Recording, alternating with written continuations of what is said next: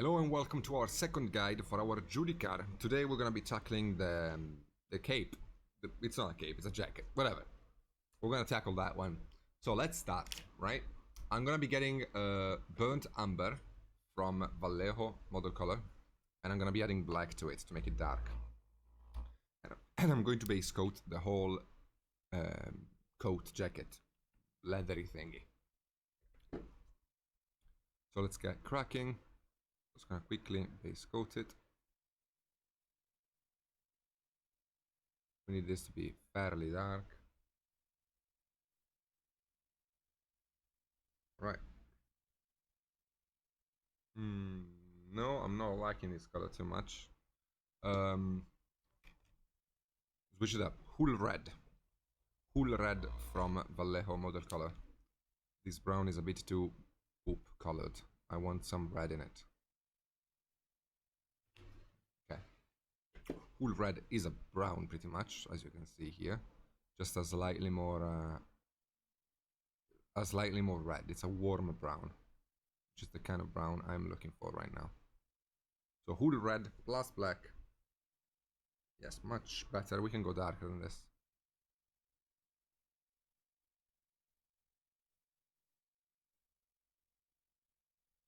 And we're going to base coat. Okay, so the base coat is still drying. And while it is drying, I'm gonna be mixing myself a bit of a very dark black, very dark brown, and I'm going to be blocking it in on top of the base coat in the areas of shadow, so we can shade immediately through wet blending, and we don't have to worry about, mixing and blending colors as we go. So towards the bottom of things and the recesses especially, I'm going to be strengthening this blackish color to get myself a nice good shadow. This is gonna be leather. There's gonna be a bit of texturing on it, but in the meantime we can sketch in the volumes, as I always do. I think about the volumes before I think about the textures. So for now we're just gonna be making this darker through careful wet blending.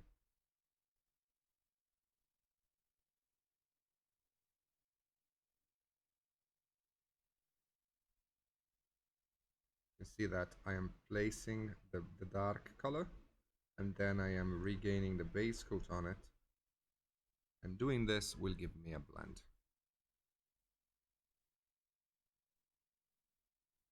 As well as a gradient, of course, which we're going to be using to, shape the volumes of the object.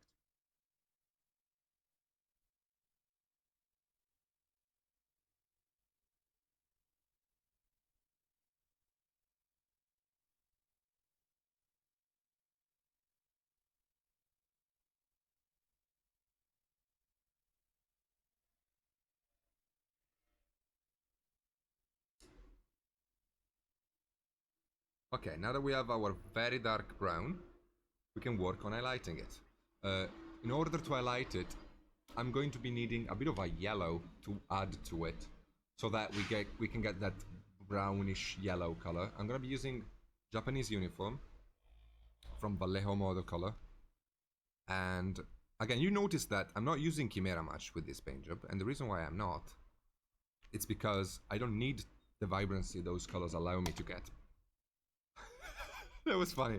If you're watching the video, I hope you had a laugh. I'm not gonna edit this out. I want you to watch my stupidity unfold. So yeah, the reason why I'm not using Chimera is because I don't need vibrancy from these paints, but I actually need desaturation. So I'm gonna be using model color, which is more of a dead looking color. Well, that sounds bad, but it's more of a non-saturated color, which is what I need here. I think I'm gonna go back to the brown we picked up earlier, which is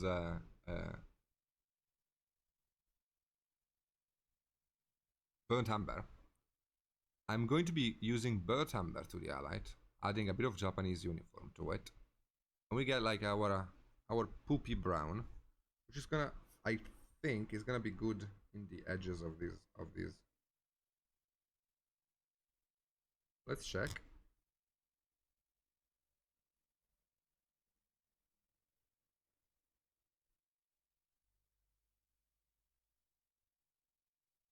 This is a bit too different, so I'm gonna be adding some of our base coat color to it. So the dark cool red, I add it to this to create, yeah, more of an orange brown.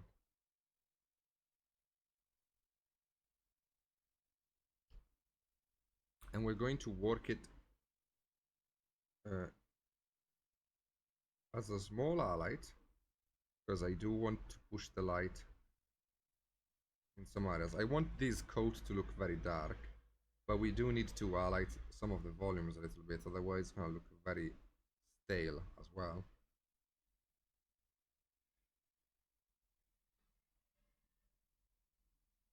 Just gently pushing the light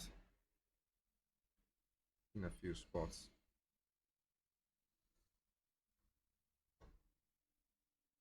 For the volumes.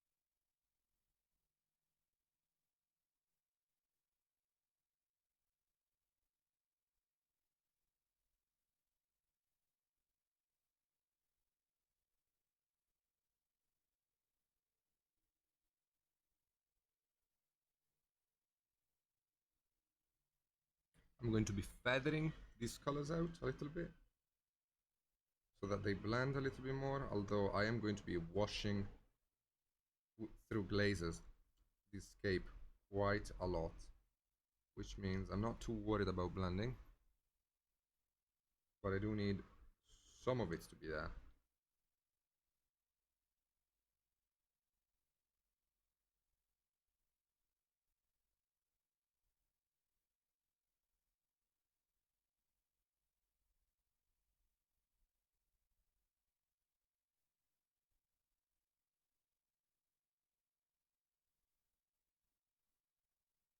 Okay, so now we can add some of our white ink to this, and a bit more of the yellow to get the vibrancy back, and also a bit more of the whole red.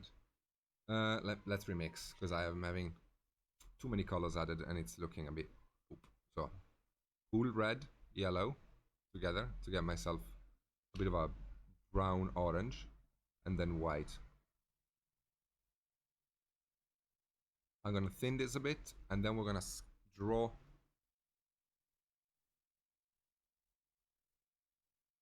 some of our, you know, cuts and indentations, also the edges, of course. You see, we can paint the edge there. We can paint the edges here as well.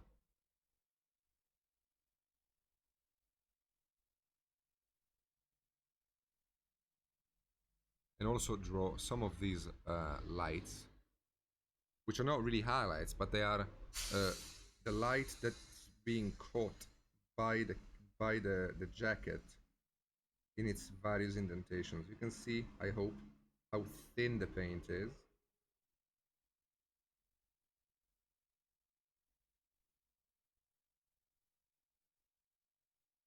And the lines I'm doing are very random. Just trying to keep them straight, but they are very random in their nature. I'm looking to not repeat a pattern. I don't want a pattern to be here. I want to have a lot of noise, but I don't want the noise to have a pattern. And I'm making the pattern stronger and more, how do you say it? More saturated in its patterness towards the light. So I am basically creating highlights through saturation of lines. I'm not looking to cover entirely the previous coat. I'm just making sure that as the light hits the model, it's making it look like, since the light is stronger in this spot than it is in this spot, it will catch more cuts in the armor, more in the leather, making it more highlighted in its texturing.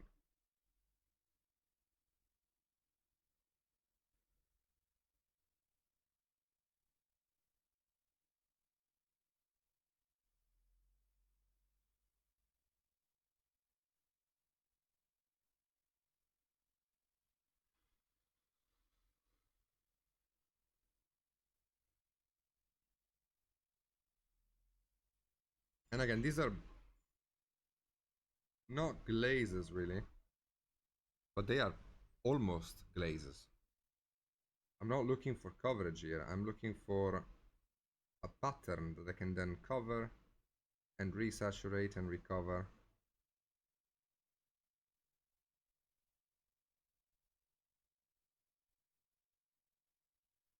Like on the edges here, I expected the leathers to be very, very ruined.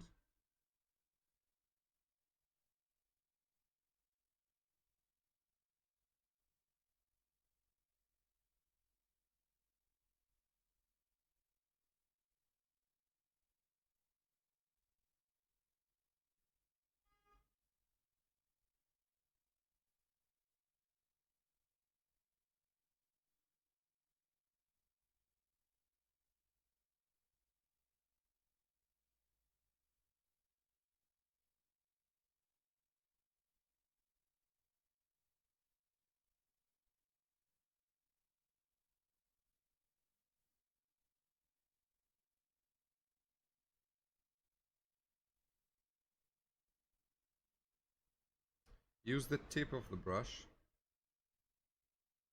and don't put much strength into it, okay? You want to have thin lines both in the paint thinning as well as the size. Okay, we are good with our lines. As you can see, I saturated the models with them. There's a lot of lines in it. But they don't look very clean right now, do they? That's because we just added so many of them that it's gonna be difficult to have every single line look perfect or perfectly diluted or perfectly executed. The best way to fix this is by doing a glaze of the midtone. So I'm gonna be getting a pure whole red in this case because we really have a lot of black and brown. I'm gonna glaze it on our leather in its entirety. Pretty much washing it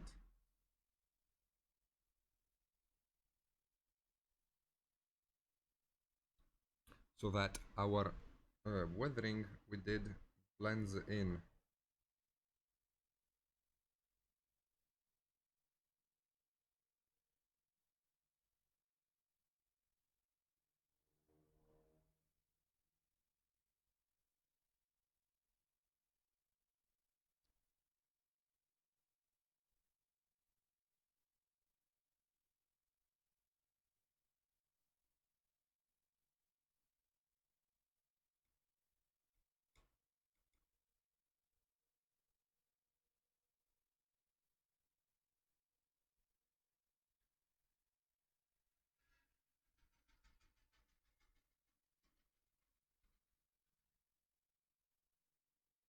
You don't have to do just one glaze, you can do more than one. If you feel like the blending hasn't fully taken care of it.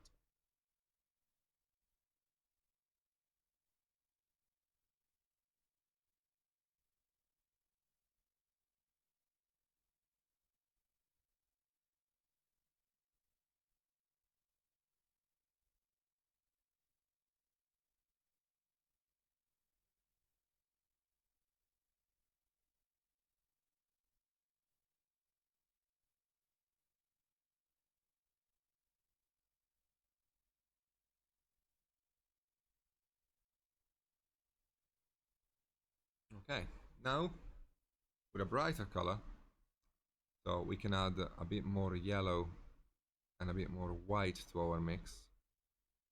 We can do our edge highlights.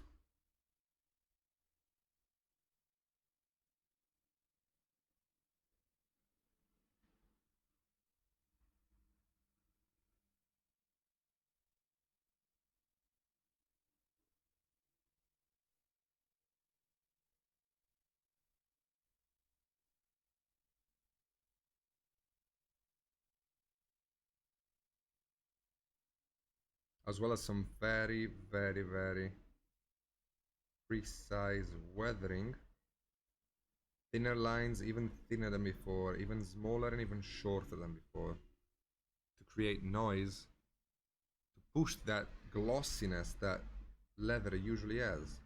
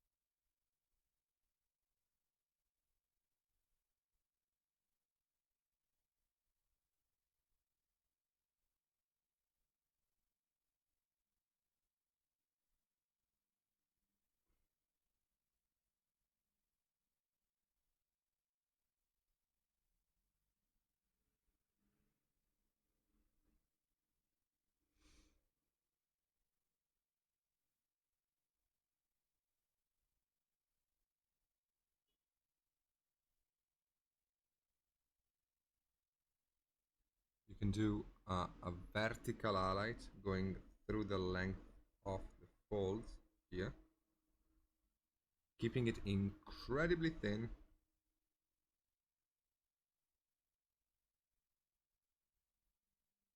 I don't want it to look like a painted line. I want it to look like a sharp light happening on the folds.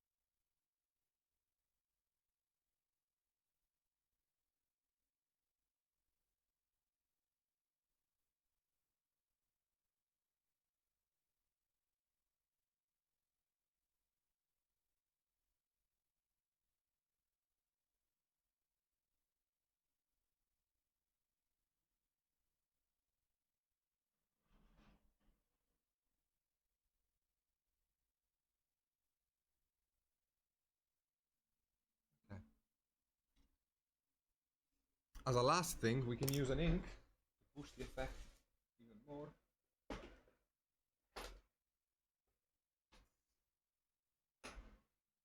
I'm going to be using transparent burnt amber from Liquitex. You can use a contrast paints if you have it. Keep in mind that both the ink and the contrast will have to be diluted a little bit, and they will also modify the colors a lot. So be careful with what you use, okay? In this case, I'm going to be using transparent burnt amber, which is more like an orange, a very dark orange brown.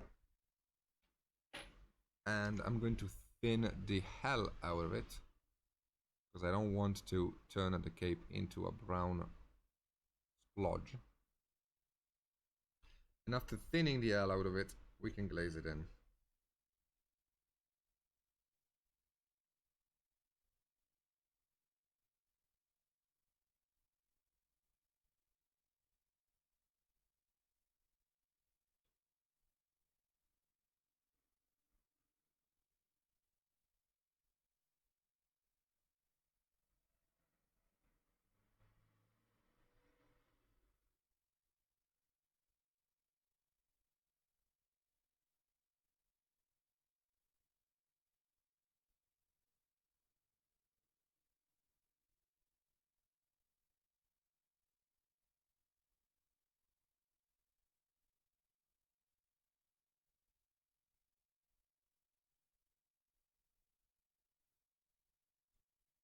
Okay. With this glaze then, we can do a final push in shadow to get ourselves the strongest contrast we can. So again, black plus a little bit of wool red, just a little bit. And we can glaze it in our areas of shadow.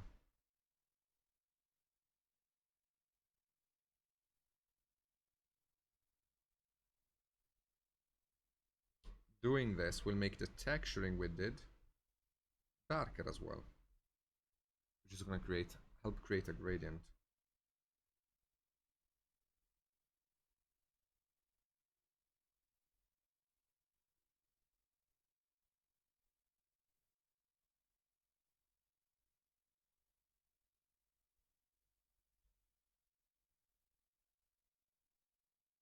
And with pure black now, I'll do the same thing.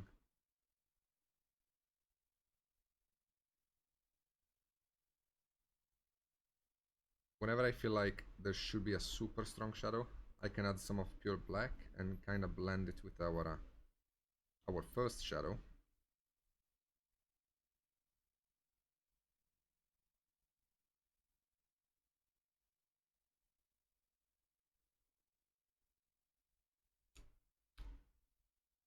There we go. I think we're done with our leather cape. Let's do the gloves now and the scabbard. So for the gloves, I want to use a bit more of a vibrant red, so I'm going to be using Chimera Red now. We can give it some vibrancy.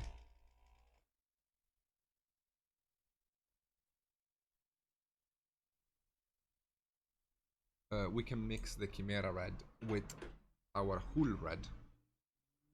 Just a little tiny little bit of Chimera Red into Hull Red to get our base coat. Let's start with Hull Red, pure Hull Red.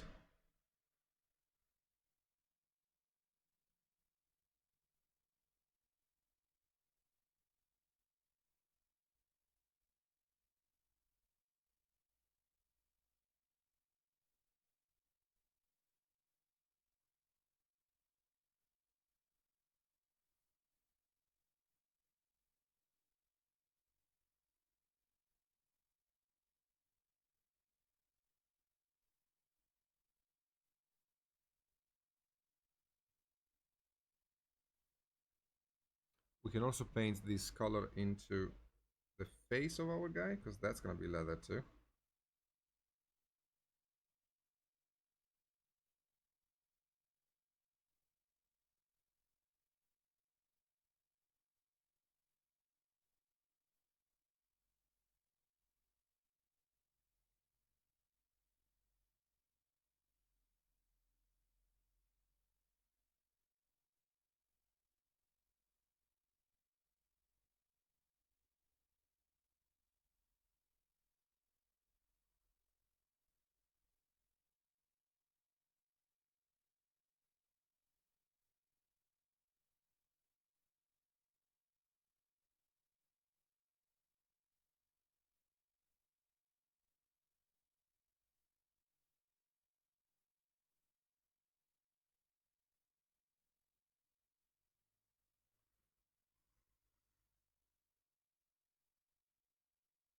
Okay. I would like this color to be considerably redder.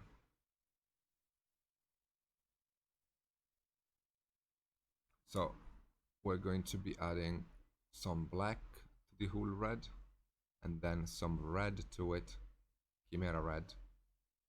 And this should get us, yeah, kind of the color we want.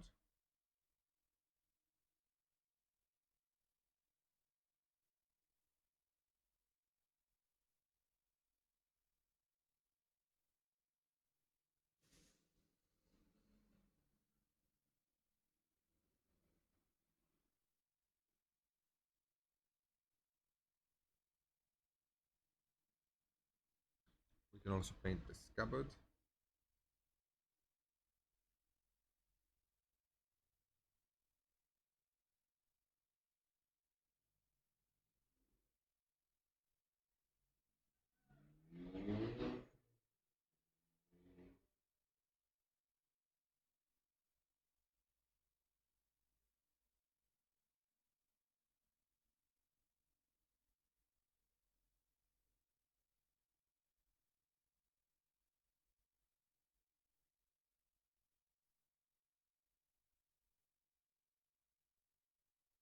Okay, I want at least, a lot more red added to it.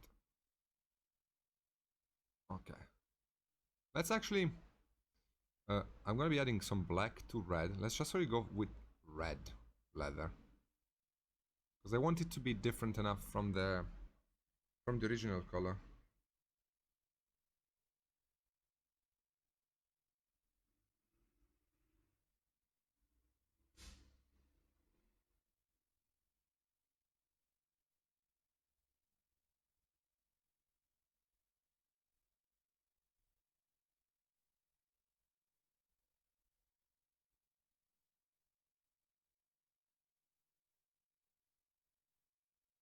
I don't want it to be exactly like the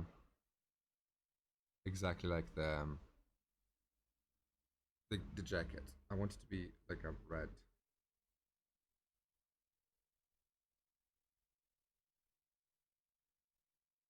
A little bit more black.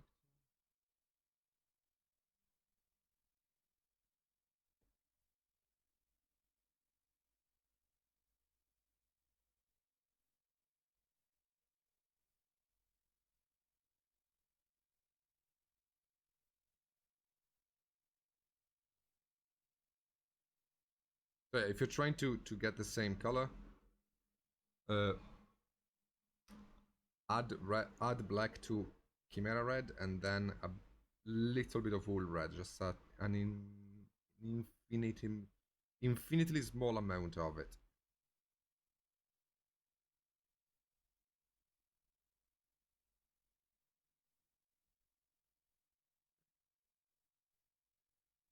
Okay, now we can work from here. With more black added to the mix, we can shade. Through glazing, of course. I'm gonna be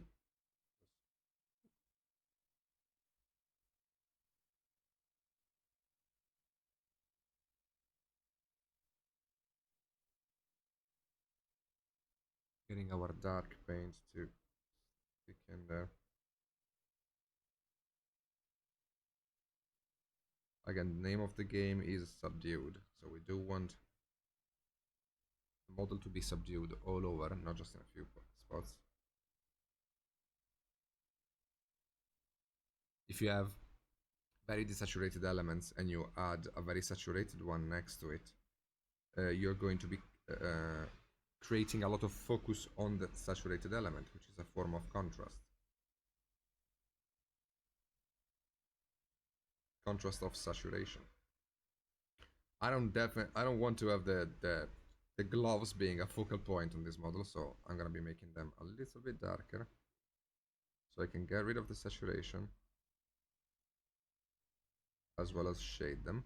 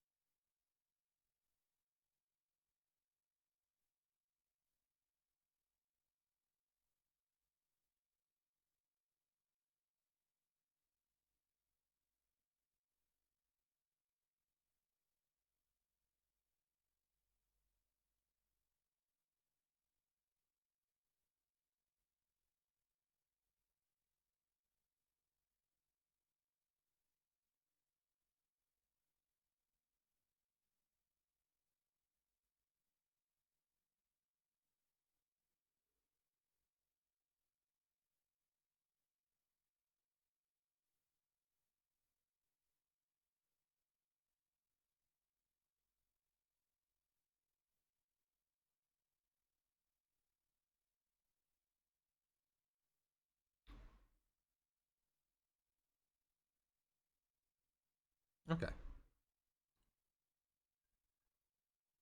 I would actually... Ah, damn it. I'm not liking the mid-tone of these gloves. I don't know, I'm getting a very orangey mid-tone for some unknown reason. So, I'm going to be using magenta here, I think. And let me get the red back.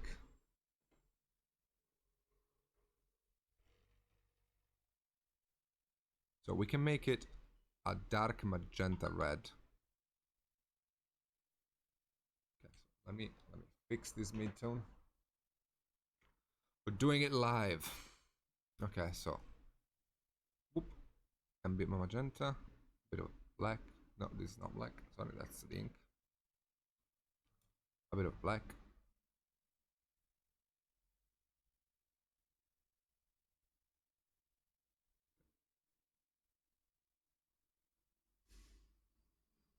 That's more like it. That's what I wanted. In the first place. Okay, so change of plan. Ignore the previous recipe. The real recipe is magenta and red from Chimera, to which I have added a bit of black.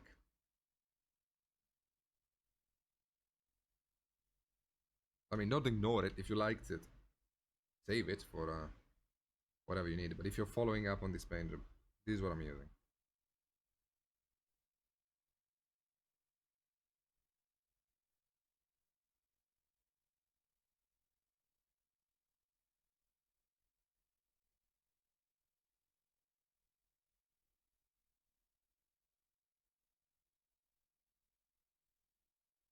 Okay. That's more like it. And now we can add a lot of black.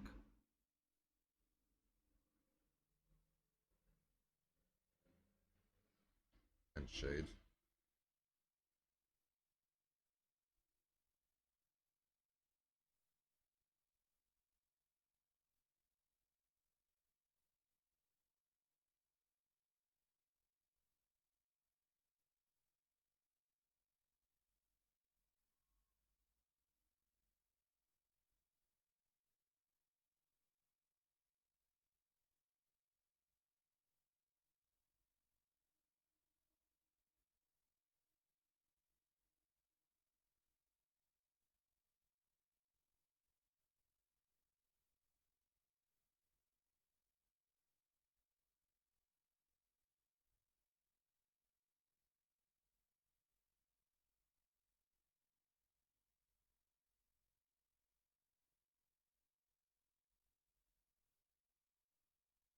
Okay. To highlight, I'm going to be adding a little bit of white to our mix, which is going to get ourselves a bit of a pinkish color, which we're going to glaze over. But in the meantime,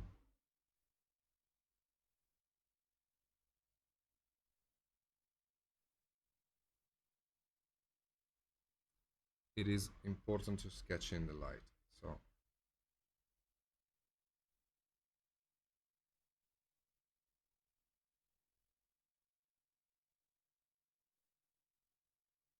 as before, I'm going to be generating wait a second. I would like this to be a bit more gray.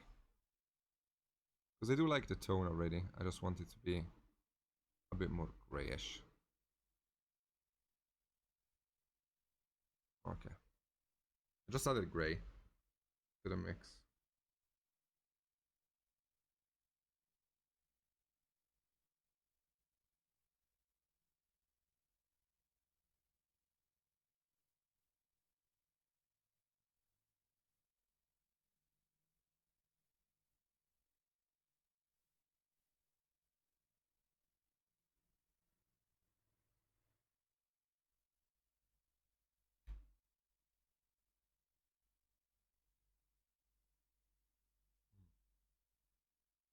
What if?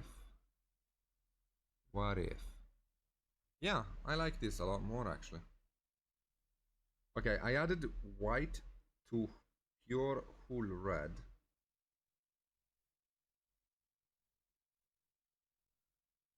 and that's more easy to manage.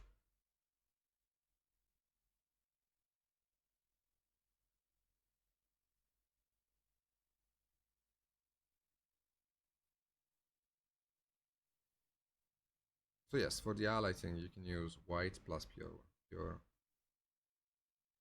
full bread. Sorry.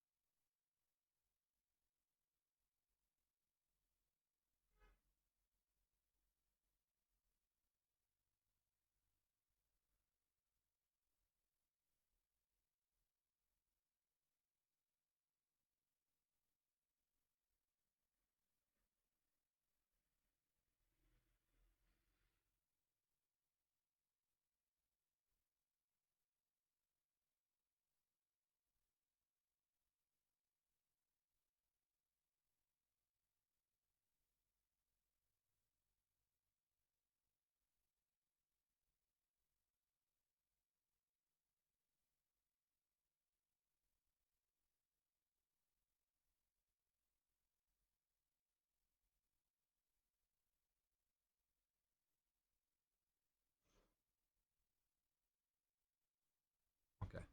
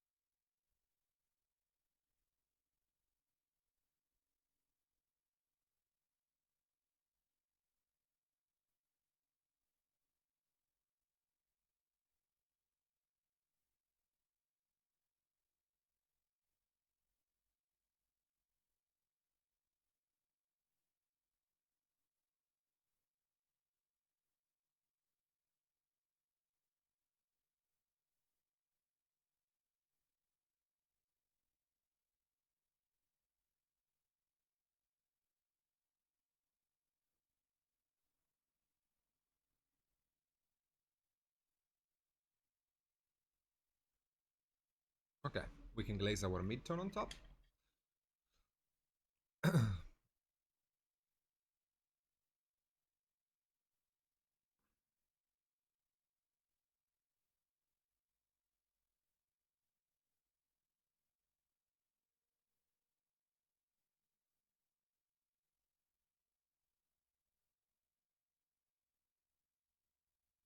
um,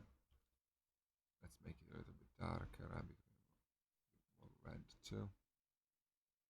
Otherwise, it's never going to change the tone.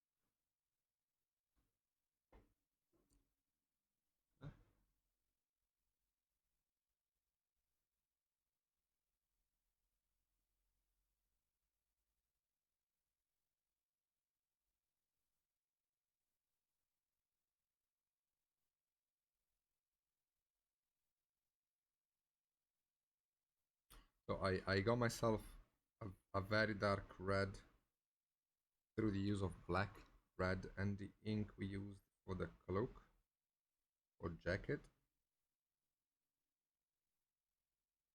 And I'm going to be glazing on top of everything. We're going to be building up these textures very slowly.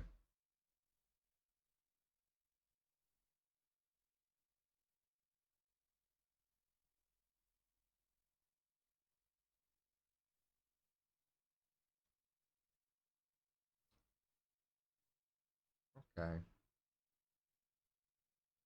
So with this color sorted out,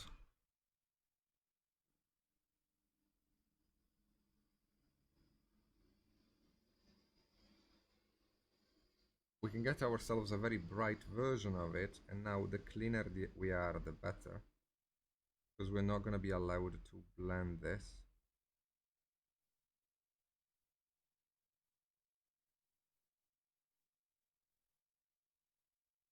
We want to paint some very precise line, shaping everything. The fingers. Basically, we're going to be edge highlighting everything.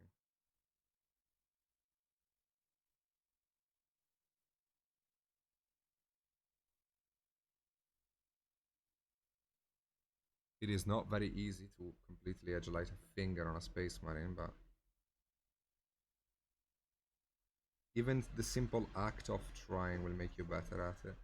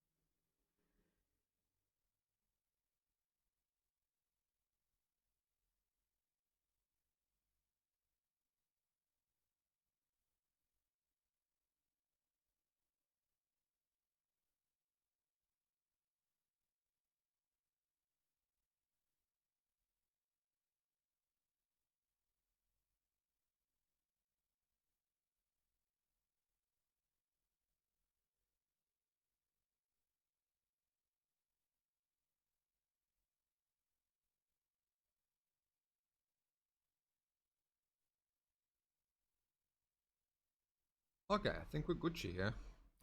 We're good. I'm liking how this guy is looking so far.